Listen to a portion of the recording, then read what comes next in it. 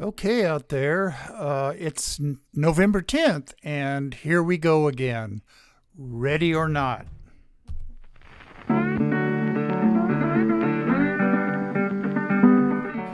You are listening to KPCA LP, Petaluma, California, at 103.3 FM and worldwide at www.kpca.fm. And this is the Midnight Skeptic. The views of the Midnight Skeptic are not, repeat, not necessarily the views of KPCA or any of its affiliates.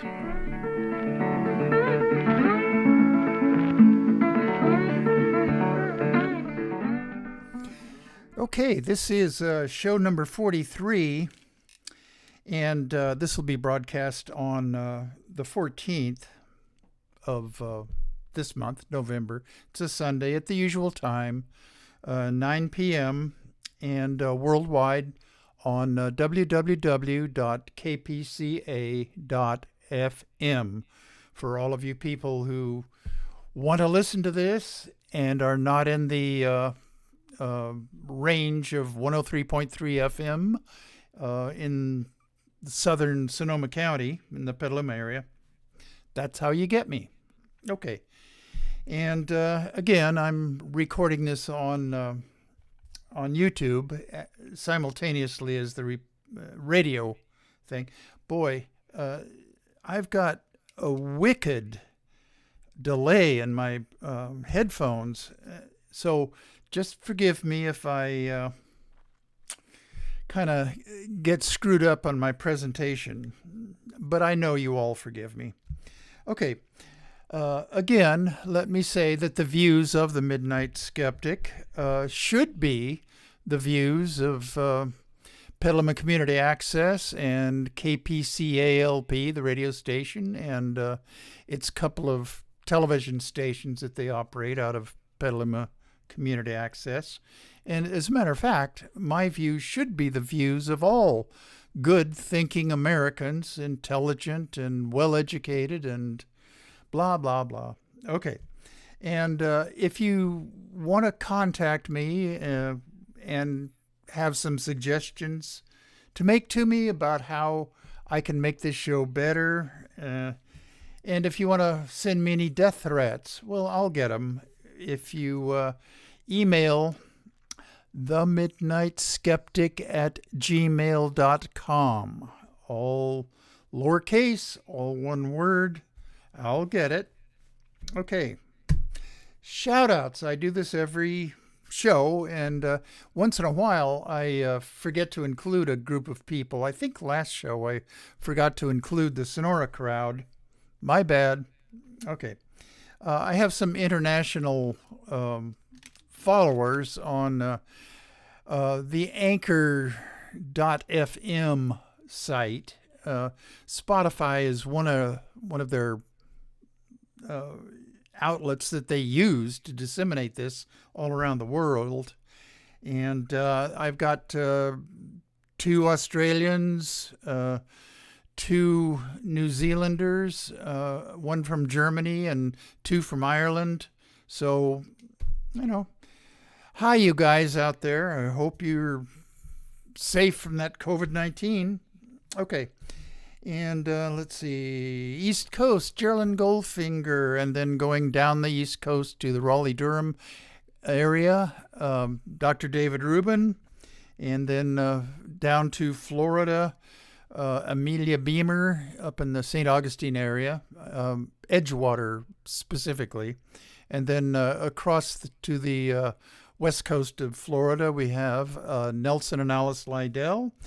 He's a retired United States public health official, and he has correct information about all this COVID and mask madness that this country seems to be going through right now. And on this show, I'll have a little bit about their Surgeon General of Florida, but I won't go into it right now. Ron DeSantis. Oh, okay. I'll save that for later. Okay. Arizona, my brother Brandon and his wife Mina and his daughter Andrea, my niece. She's a nurse there right outside of Santan Valley, which itself is about a half-hour drive east of Phoenix. A nice area. I visited him once down there, and it's a nice area. Okay. And Sonora crowd, Bob and Sandy Fisher and Martha Fisher, who also is a nurse. And take care of yourself, Martha. Wear your PPE. And Judy May, Leonidas Maciel, Darrell Larson. Happy birthday, Darrell. That was about a week old, maybe 2 weeks old. But anyway, he was in our, well, all of you guys were in the class of, well, I won't mention it. That will age all of us. Okay. And down in Mexico City, Rosie Lopez Negrete. She tunes in every now and then. Okay, Sacramento, Dave and Rosie Takach. And Mickey Huff, who is the godfather of Project Censored. And his show, the Project Censored Show, I guess that's the official name of it, is broadcast here on KPCA LP, 103.3 FM. And that is on Wednesdays at 1 o'clock. And then that same show is broadcast again on KPFA over in Berkeley, and that is 94.1 and can be heard Fridays at 1 o'clock. And he commutes down to Diablo Valley College. He's a professor of communications and history down there. Nice guy, very interesting shows. He gets good guests on there now and then. Okay, locals, Stan and Kathy Gustafson down in Pacifica, Rich and Kathy Berger over in, a brain freeze yet again, but, over in West Sonoma County. Oh, man, that is so annoying. And then Tim Conrad, who used to be part of the Sonora crowd, he is living in Petaluma now, and is a very, very good photographer. A lot of his works are shown in local galleries. Sebastopol, it just popped into my mind. That's where Rich and Kathy Berger are. Okay, and, I forgot Arizona. Karina Hilliard, my favorite snake removal technician. She's Animal Control Officer number 309 down in Patagonia, Arizona, which is down in the southwest corner of Arizona, I believe.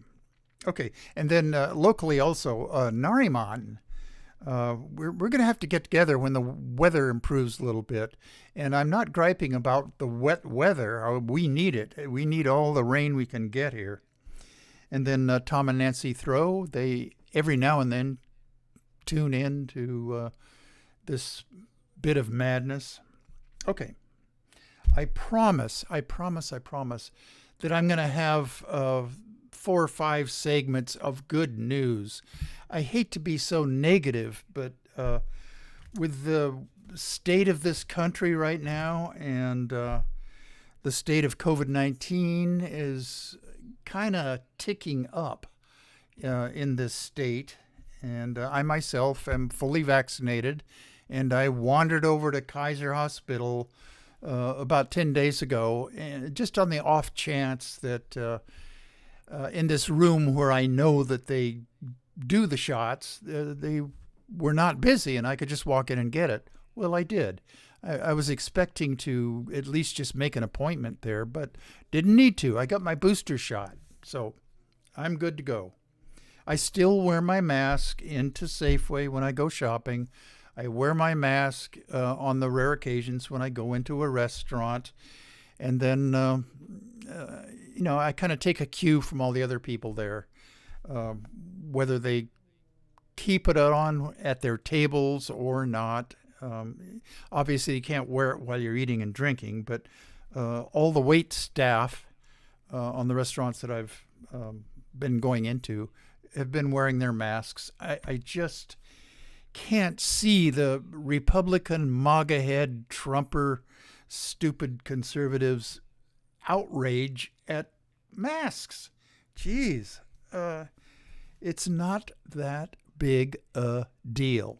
Okay. Speaking of not that big a deal and fake outrage, Republicans are now going after Big Bird. Oh, geez. Children 5 to 11 are now eligible for the Pfizer vaccine. And Sesame Street had a relatively short segment on Big Bird, who got his vaccine shot, and told on the television excerpt that I saw of it. I don't watch Sesame Street, but Big Bird said that his wing kind of hurt, and you should get your COVID shot to keep you from getting COVID-19. Okay, what's wrong with that? Well, if that sounds reasonable, you're not thinking like a Republican. Okay, especially Ted Cruz, a Republican senator from Texas. He tweeted that Big Bird was spreading government propaganda. Okay, and here we go. Arizona State Senator Wendy Rogers said that Big Bird was a communist. Republicans, if they didn't wield so much power in our country, they would be just a laughing stock. Speaking of Arizona, that bogus recounting of the ballots in the county that encompasses Phoenix, not Broward County. I forget the name of it, but anyway, all that recounting did was find a few more ballots for Joe Biden and a few less for Donald Trump. And yet, Republicans are still claiming that the election was stolen. You can't get a Republican elected politician to admit that Donald Trump lost the election. They just can't say those words.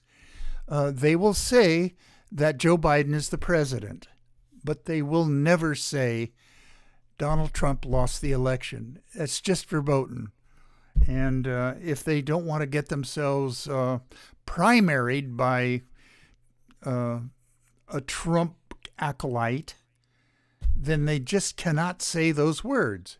Trump lost the 2020 election. Okay. Now about this vaccine thing from Pfizer. The GOP party line is, quote unquote, my body, my choice. Well, why don't they say that when they're trying to pass anti-abortion laws? Are you listening, Texas? Okay. I'm riffing again. I'm off my notes. My body, my choice does not apply to women who choose to have an abortion. I would call them out for hypocrisy, except that that's what the GOP, the Trumpers, the MAGA heads are all about. They wallow unashamedly in hypocrisy, and they have no shame at all. Senator Ted Cruz is the most nauseating person in government. Senator Cruz, I know you don't listen to this stuff, but if you should happen to hear about it, come get me. I'll go a few rounds with you anytime. Okay, another Texas thing, of course. Uh, the first black principal of Colleyville Heritage High School in Grapevine, Texas. Uh, I'm not sure where that is. Um, I when I read this and kind of collected my thoughts, I didn't think to look where Grapevine was. It's probably in rural Texas. Anyway, this first black principal of Colleyville Heritage High School in Grapevine, Texas, has lost his job after a month-long battle with the local school board, which accused him of promoting critical race theory in his school. Oh, God, Republicans. Okay. And his name is Dr. James Whitfield. And he wrote a letter, and from this article, they didn't say who he wrote it to, but it doesn't matter. It came to the attention of the school board. And in this letter, he decried the deaths of George Floyd, Ahmaud Arbery, the killers of whom, I guess, are on trial right now, and the killing of Breonna Taylor. You know, do you remember her? I mean, it wasn't that long ago, but she was the one who was in her bed asleep, and the policeman broke in and started firing, and the shots hit her, and she didn't have anything to do with anything that they were looking for. Okay, anyway. And let's see, his email letter saying systematic racism was, quote, alive and well, and that, quote, education is the key to stomping out ignorance, hate, and systemic racism, unquote. Dr. Whitfield doesn't quite get that the GOP, MAGA heads, stupid Trumpers don't want ignorance, hate, and racism to be stomped out. That's what the GOP is all about. Okay. The mostly white community, they're talking about Colleyville. I lost my place. Oh, okay. The mostly white community of Colleyville also, are you ready for this? They had issues with his wife being white. Oh, boy. The school district even acknowledged that CRT was never taught in the schools. And I've done a couple of segments of a couple of shows in the past about CRT, and of course it's not taught in our high schools or grammar schools or middle schools. It's not even taught in lower division college courses. It's real quick. I'll just take a minute or two about this.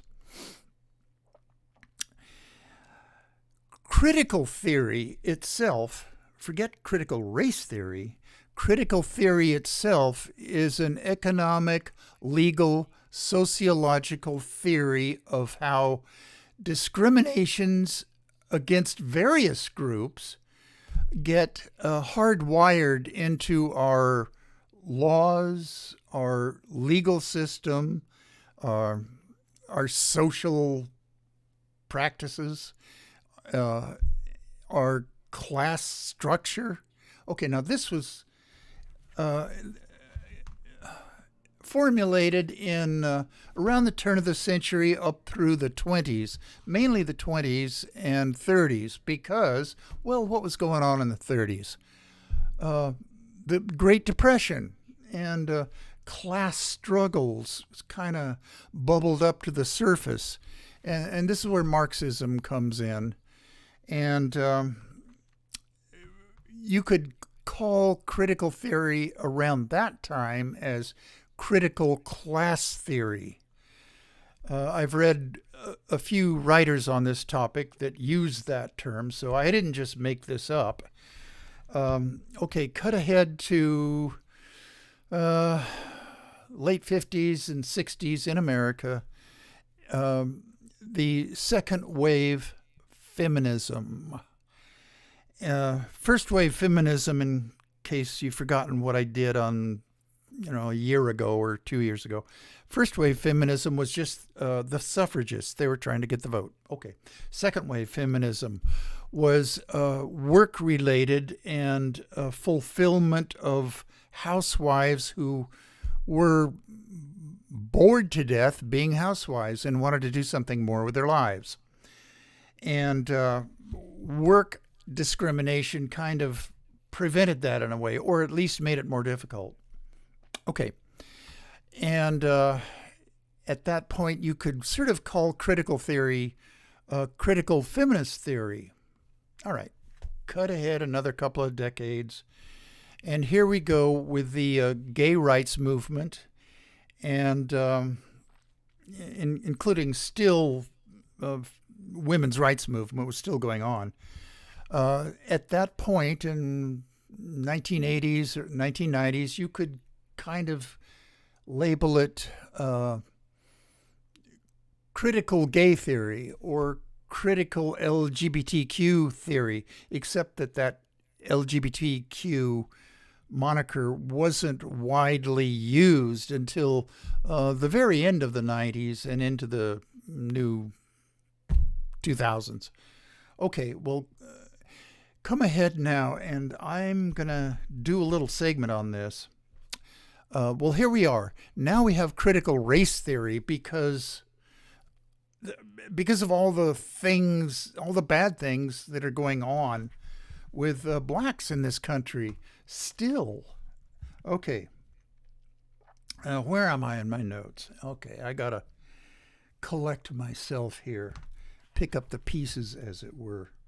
Okay, here we come to Christopher Rufo, R-U-F-O. And he was a journalist.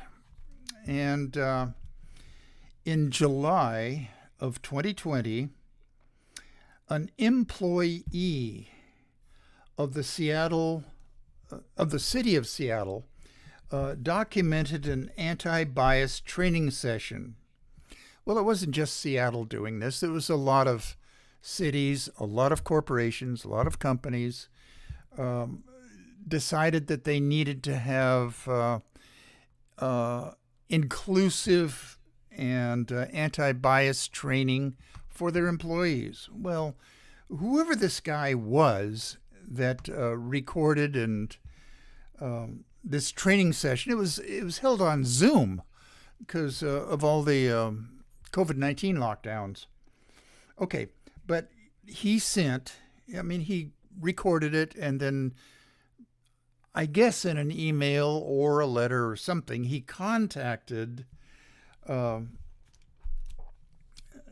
see, I lost my notes again. Okay, via Zoom. He sent the evidence to journalist Christopher F. Rufo, who read it and recognized its political opportunity. And I'm not sure, I haven't researched this part of it, but like, who was this City of Seattle employee and how did he even know to send it to Christopher Rufo? I guess Christopher Rufo was a citizen of Seattle at this time. Okay.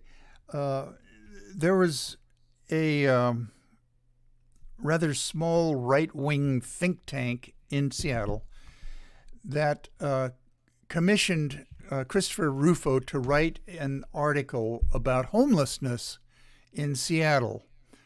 And from a right-wing point of view, I would imagine that they all think that homelessness is a result of Oh, them lazy people sucking off the government largesse. I mean, why don't they get out and find a job? Okay, that type of right-wing think tank. And I use the word think in its loosest sense. Okay, so he did this report, and he decided to run for city council. Well, he lost, mainly because he had angered, I wonder if I can say PISSEDOFF. Well, that's what he really did. Homeless people and homeless advocates and other progressives. So he lost. He didn't win city council seat. Okay, by this time, Rufo's political views had become more and more conservative after he got a small grant from this regional think tank to do other studies for them. And then he lost his, city council election. He summarized his findings and sent them off to the Manhattan Institute, which is a right-wing, another think tank funded by the Koch brothers and other right-wing moneybags out there. Incidentally, there's only one Koch brother left. One of them kicked the bucket, and one down, one to go. Okay, Manhattan Institute, a right-wing think tank back in New York, and strung together. Okay, this is his writing now, Rufo. Strung together, the phrase critical race theory connotes hostile, academic, divisive, race-obsessed, poisonous, elitist, and anti-Americanness. That's what it connotes to people who tend to think that way anyway. Okay. Most perfect of all, Rufo said, CRT is not an externally applied pejorative. It's the label the CRT academics, going all the way back to the turn of the century, applied themselves. Okay? All right. So ideas like this get kicked around in right-wing hate media, and he came to the attention of Fox News and Tucker Carlson, who had this guy, Christopher Rufo, on his show, and suggested that Donald Trump send out a presidential directive to ban critical race theory from being studied or promulgated in government circles or companies that have a contract relationship with the government. They don't want this inclusiveness or anti-bias training. They don't want that because I guess bias is okay with them. We're talking about the Trump administration anyway. So that's all it took for CRT to take off in right-wing circles and scare the bejesus out of Fox News's audience, stupid Trumpers and MAGA heads out there. Now here we are. CRT is a thing that's used by Republicans, and unfortunately, it was used in the Virginia election for Senate. No, I'm sorry, for governor, just 2 weeks ago. Greg Youngkin, at every political speech stop that he made across Virginia, always said, I will prohibit the teaching of CRT in our schools. And those frightened Fox viewers ate it up. And that's what helped get this creep elected. So you're going to, in the 2022 election, you're going to see a lot of this. Ginning up the fear of parents that their little sweethearts are going to be exposed to critical race theory. Oh, Jesus. So anytime real history of our country is taught, surely some right-wing creep is going to come along and say, that's critical race theory. We never owned slaves. We never lynched black people in this country.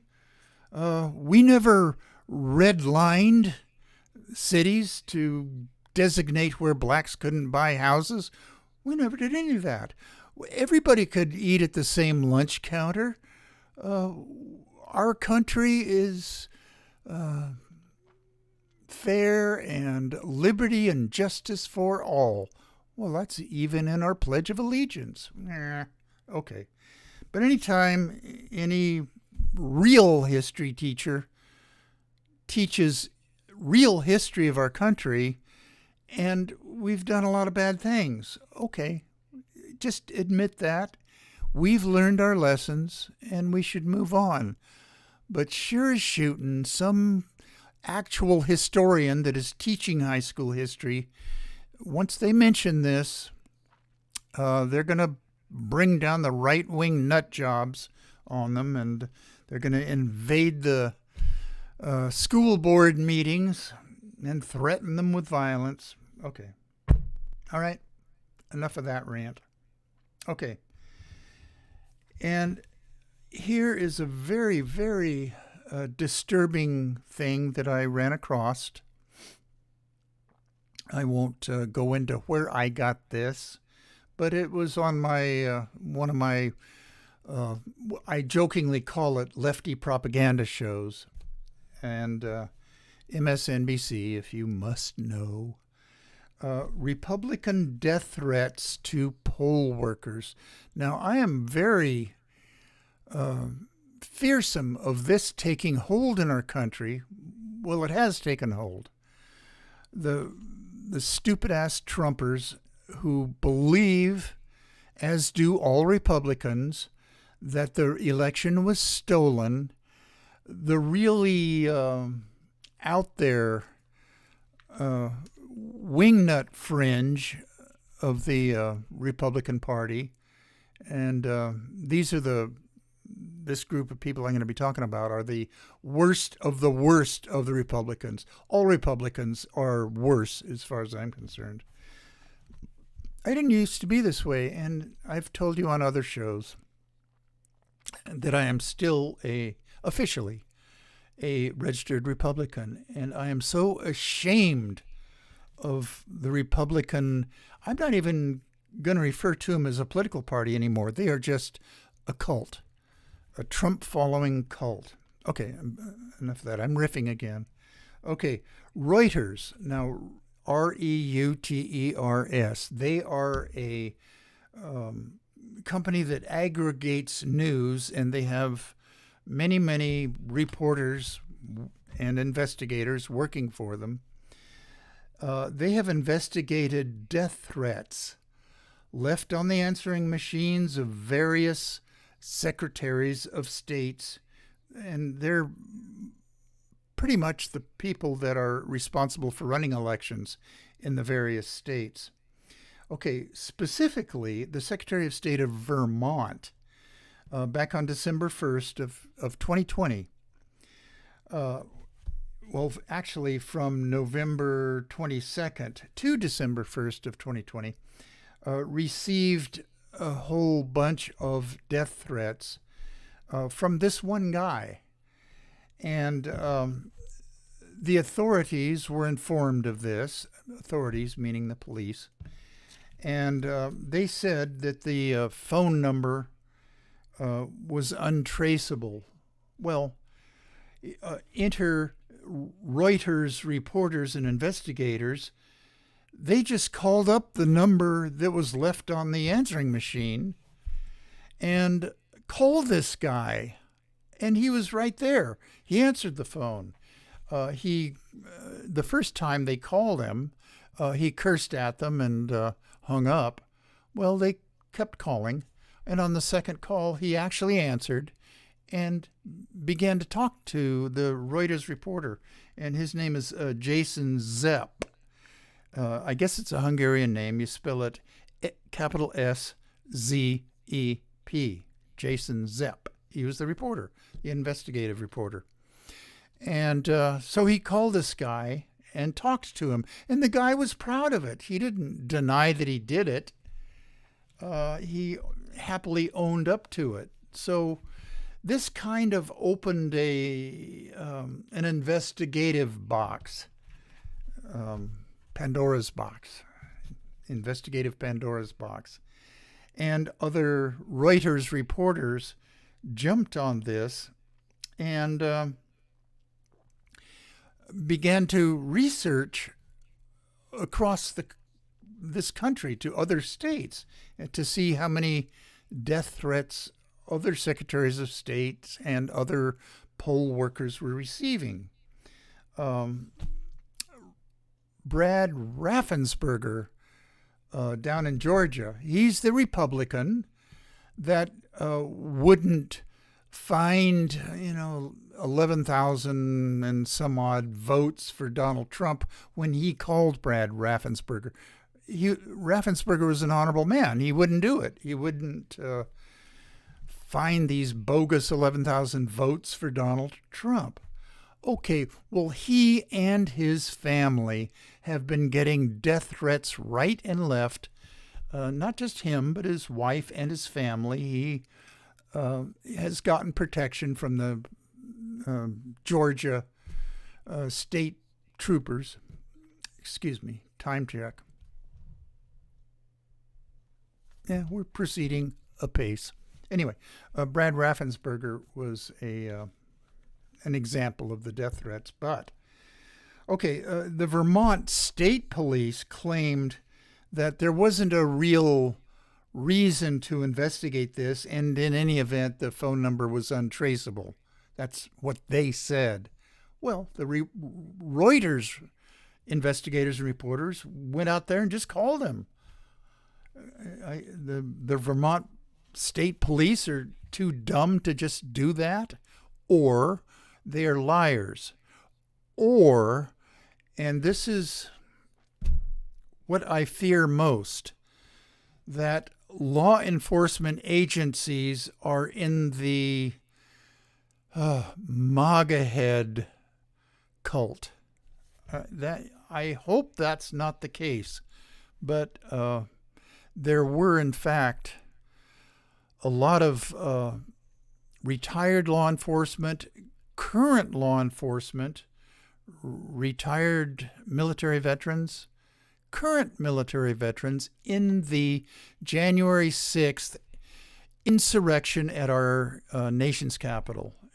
I don't want to believe that police forces would not investigate something like this because they are Trump sympathizers, but it could be. All right. Reuters reporter Jason Zepp traced the phone calls and talked to the guy who made the threatening calls to the Secretary of State of Vermont, and he happily owned up to it. The reporter eventually, and he has a partner in this, and I don't know her name, or I didn't actually catch it and write it down, but there were other reporters helping him. He's the main guy that wrote this all up. Anyway, the reporter eventually contacted 9 different hate callers in September of this year, or by September of this year. In 6 different officials in 4 different states that were fielding these hate calls, and some of them are quite explicit. And anyway, June 2021, Trump-inspired death threats are terrorizing election workers. Some of them are so afraid, have been made so afraid that they're quitting their jobs at being election workers. And the hate-mongering Republican GOP Trump cult are getting their Trump supporters to run for these positions or to get hired for them. Trump loyalists is the name for them. Anyway, when election officials in this country are all replaced by Trump loyalists, boy, do I fear for the future of our country. Okay. Let's see. I lost my notes again. This report from Reuters just came out a couple of days ago. Please, if you're afraid of this happening in our country, please Google this and research it yourself if you don't believe me, although I don't know why nobody would believe me. The Midnight Skeptic is the fount of all truth. Okay, now they've accumulated 800 intimidating messages and forwarded them to I can't read my notes because I was going fairly fast on this. Okay, 800 intimidating messages to election officials in 12 different states. It includes more than 100 that could warrant prosecution. Now, they've consulted with legal experts, and they've gone through all of these 800s and picked out the worst of the worst, and legal experts have confirmed that these 100 some odd could be prosecuted. I just hope that the FBI and police departments across the nation will actually do this, or district attorneys will do this, will prosecute them. Okay? We can't just give up and give this country over to the GOP. If you want to live in a dystopia, just let that happen. The GOP coming to power in political power in this country. Okay, enough of that.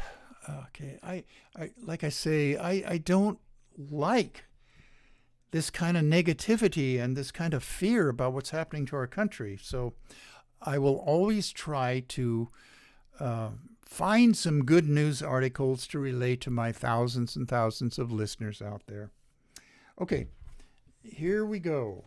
The Biden administration is going to require testing for PFAS chemicals. Okay, well, what's that? Okay, I've got to look through my magnifying glass here to see this better so that I can pronounce these chemical names. Perfluoroalkyl and perfluoroalkyl, polyfluoroalkyl. Anyway, they're called PFAS chemicals. They're a series of compounds. There are about 4,000 different types of these chemicals that are man-made and that are often called, quote-unquote, forever chemicals because they don't break down in the environment. Exposure to these chemicals has been linked to many different kinds of cancers, weakened immunity, thyroid disease, and other health effects. Michael S. Regan, R-E-G-A-N, The administrator of the Environmental Protection Agency, the EPA, said that regulating PFAS chemicals had been one of his priorities. And he previously served as the top environmental regulator in North Carolina, where startlingly high concentrations of the chemicals were found in several sources of public drinking water. North Carolina. Dr. Dave Rubin, if you happen to be listening to this program, you're in the Raleigh-Durham, North Carolina area. I hope you've at least read about this, investigated it, or, I know you're retired as a doctor now, but this is something that I hope you're aware of. The new EPA testing requirements will go into effect in a matter of weeks. Well, this article was October 19th. Okay, well, that's about now when these EPA requirements are going into effect. The agency did not provide an estimate of the cost to manufacturers, but Mr. Reagan said it is a cost that industry, not taxpayers, should bear. Okay? Well, one of the main organizations that's going to object to this is the American Chemistry Council. They always object to all regulations of all chemical content of every product. You can, they were on the side of the tobacco companies. They were on the side of American Petroleum Institute. Anyway, they make enough money and that they can pay for lots and lots of lobbyists. I consider lobbyists to be one of the main evils in this country. Not as evil, absolutely, as the Republican Party, but they are in a mutual admiration society. Let's put it that way. Okay. 2 shows ago, I talked about this geologist in the country of Oman who ran across an outcropping of basaltic rock with these little veins of carbonates in the rock. And the carbonate had been formed by CO2 out of the atmosphere and water seeping down into the cracks of the carbonate of the basaltic rock.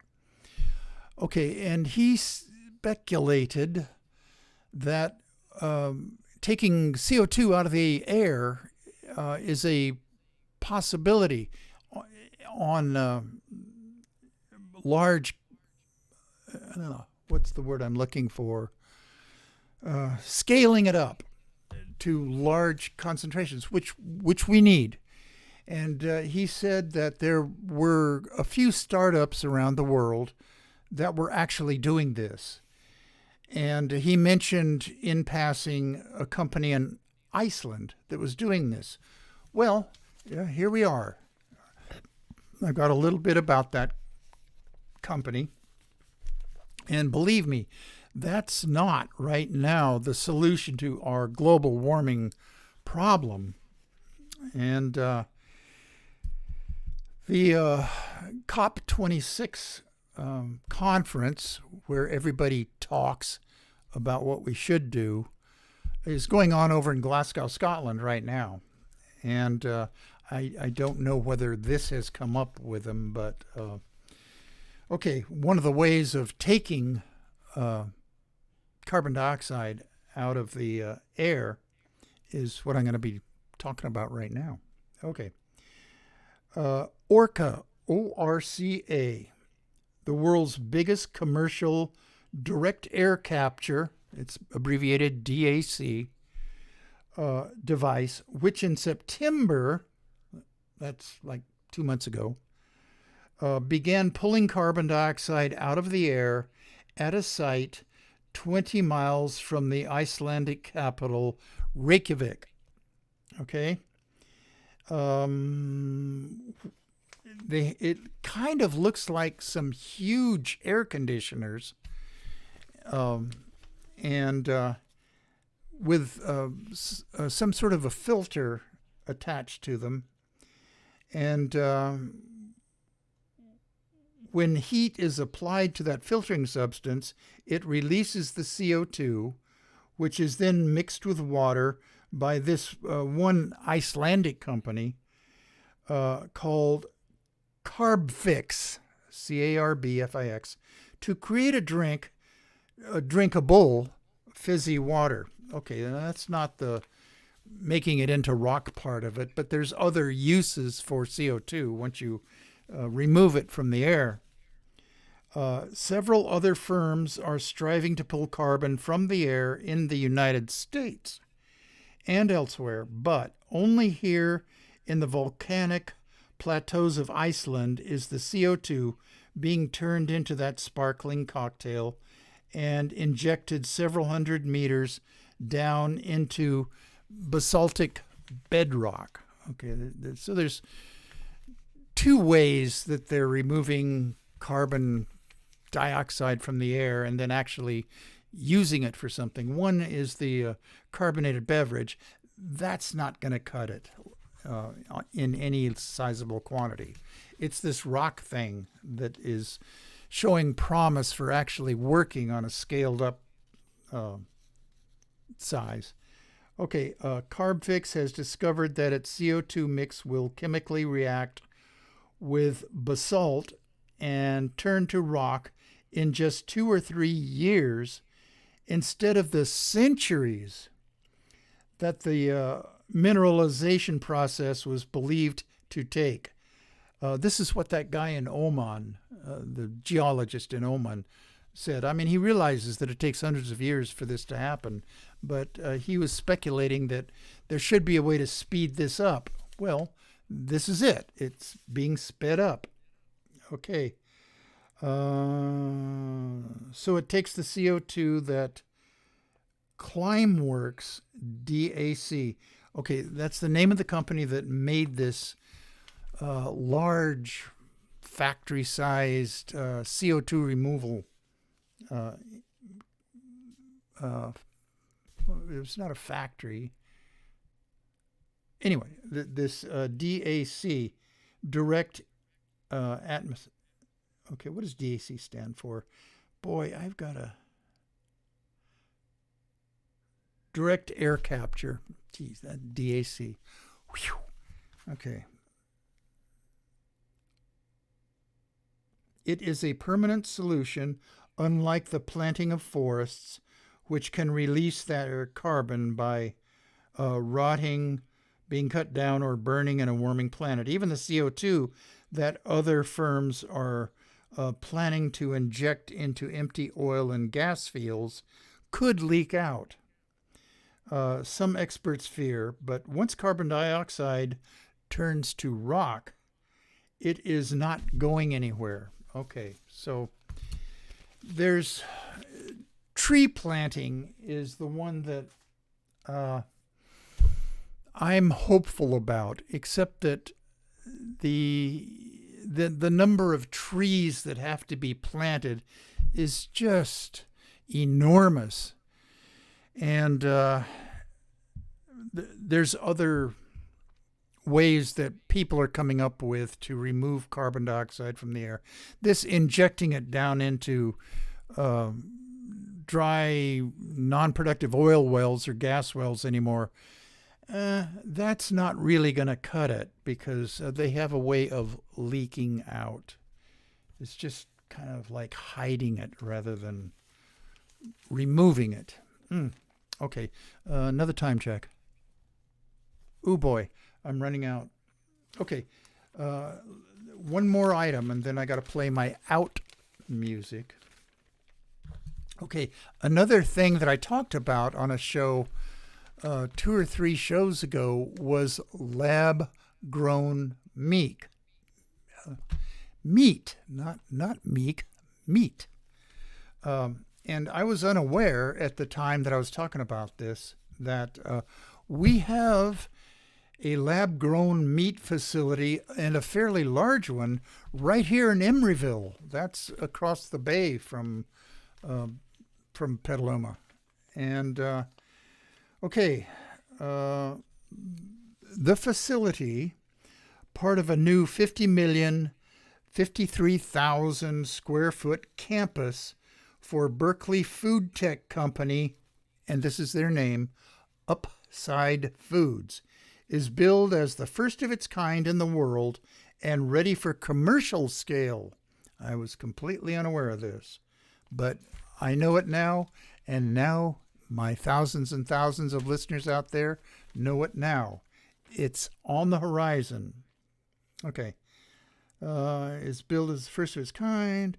While other companies have made cultured meat, also known as cultivated meat or lab-grown meat, they've typically worked out of smaller laboratories. Well, this is a large one. Okay.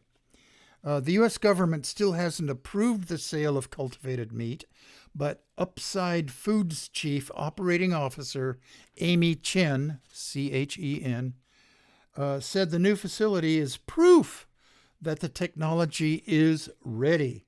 It's not a dream, said Chen, who left a senior vice president role at PepsiCo to join the Upside team in June. It's not science fiction, it's reality today. Until the meat is legal to sell, which is right around the corner, the company will be hosting tours and testing products. Once it gains approval, Upside's plan is to start supplying restaurants, specifically Dominique Cren's. She's a world-famous chef, by the way. Dominique Crenn. Lost my place again. Okay, Dominique Cren's 3 Michelin-starred Atelier Crenn in San Francisco. After introducing the meat to the public through chefs, the next move is into grocery stores. Okay, gotta go. I have other good news items left for the next show, which will be on your YouTube site soon, very soon. Here's my playout music.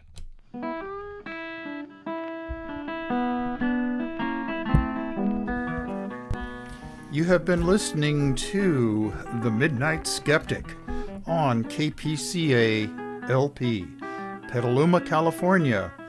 And we're at 103.3 on the FM dial and worldwide at www.kpca.fm. Support community radio at patreon.com/Petaluma Community Access. And remember, think critically, think logically, but live joyously, and most importantly, pet your cats.